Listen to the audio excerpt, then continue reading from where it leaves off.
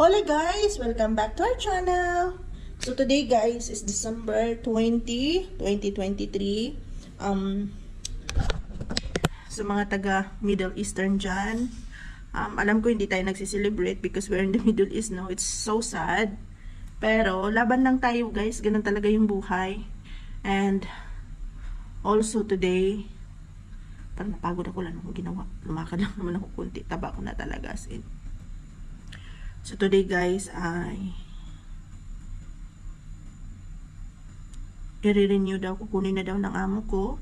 Good news kasi kukunin na daw ng amo ko yung ID ko, labor card ko para ma-renew yung visa ko.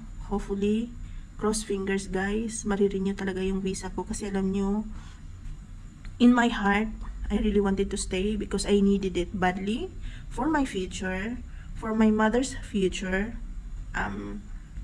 Even for my pamangkin's future, kasi I wanted to help as much as I can guys, but how can I help if I don't help myself, you know? If I know myself that I am not stable, I know na kung uuwi tayo ng Pilipinas, it would be very difficult because my savings is not that much. I wanted at least 2 more years or a year to sustain, to save more money to start a business in the Philippines.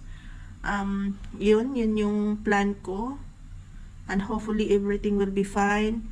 Cross fingers, wishful, and 5 days from now it will be my birthday. Parang birthday gift mo na lang sa akin yung Lord God na maging okay lahat. I know it would be struggle just another year before last 2 years, pero sana huwag mo na ako i-challenge no, sa ng Diyos within this year na magiging okay, smooth lahat at ayoko na ma-stress. Gusto kong mag-focus sa goal ko, sa future ko para sa aking pamilya. Wala akong ibang goal ngayon guys. Hindi ako pwedeng mag-love life. Wala na akong love life goal or someone to be with when you grow old. Wala na akong ganun guys. I just want to have stable life.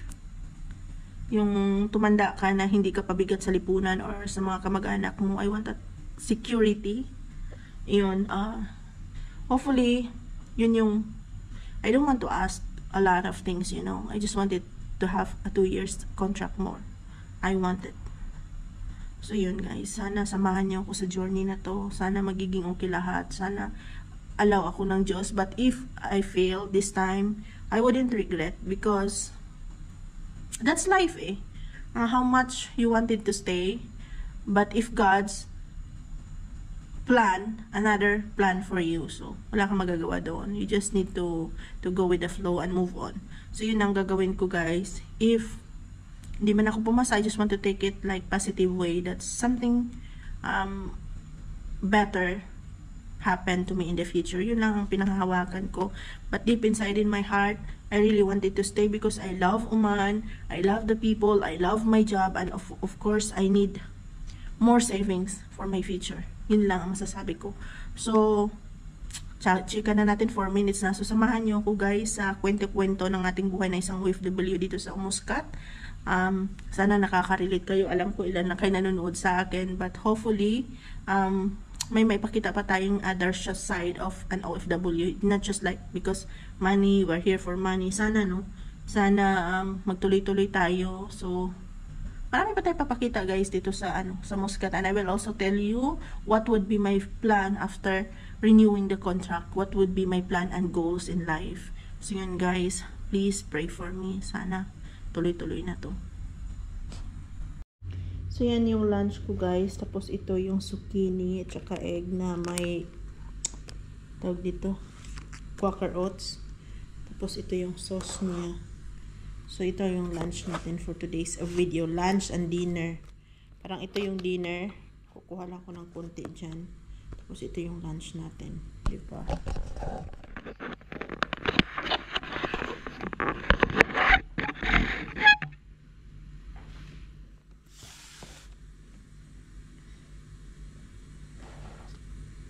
Sana hindi na dumating amo ko, no?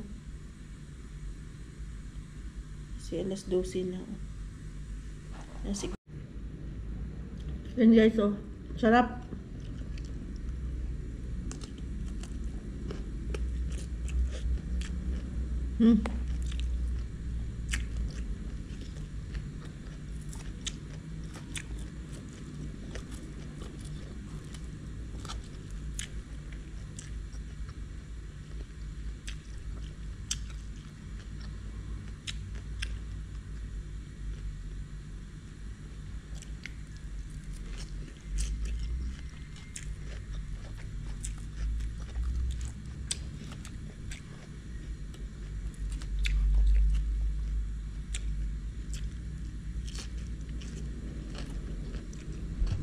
Guys, yung zucchini na yan, nilagay ko lang siya sa ano, with butter, konti.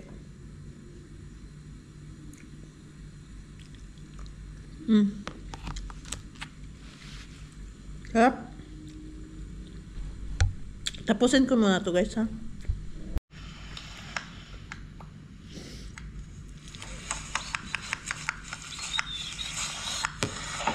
Lagay na natin ang ating juice. Sampalok juice. Boom! Net! Yaya!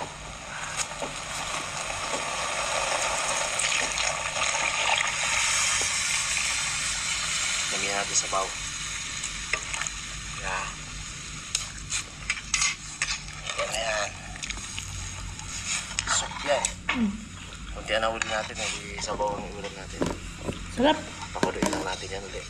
Sarap kumain guys. Lagyan mga asin, mga Pero meron pa akong tira mamaya yan. ating kapis. Hi guys, so now time check, it's already 4:25 in the afternoon and may balita ko sa inyo guys, update doon sa sinasabi kong visa. Ginawa na ng amo ko yung labor card. Cross fingers guys, everything will be okay inshallah guys. Parang Lord, ganito na lang yung Christmas gift mo sa akin, New Year's gift mo sa akin, birthday gift mo sa akin, na magiging maayos yung buhay ng pamilya ko. Step by step tayo. Kasi after nitong ma-renew, we'll go to another step kung anong mangyayari. So, yun. Ay, Diyos ko, Lord. I cannot imagine. Lord God, please. Guys. Nagpapaano pala ako sa inyo, guys, kung taga Middle East kayo. So, alam nyo yan. Kung ano yan. Lagyan lang natin ito ng Nalimutan ko palang bumili ng bukor. Dapat pala bumili tayo. 1 real lang naman. Sana yan.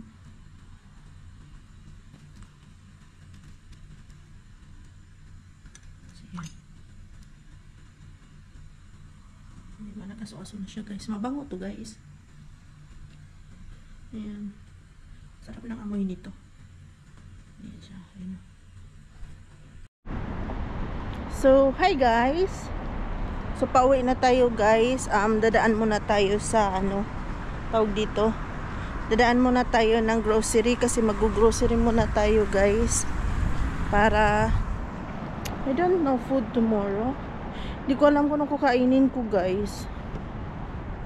Parang puro gulay yung kinain ko these days. Ano kaya pwedeng kainin? We'll check. So yun guys, ano ko sa inyo yung binili ko yan, atsal, cabbage, Chinese pichay, egg, tapos sibuyas, ginger, and kamatis. So hindi ko na lang kayo isasama guys, siguro mamaya na lang ano ko sa inyo kung tapos na kasi parang lubat na ako lubat na ba ako? Hindi pa pala. Ano ko na lang kayo tawag dito, time slap. So yun yung nabili ko guys. Ayan.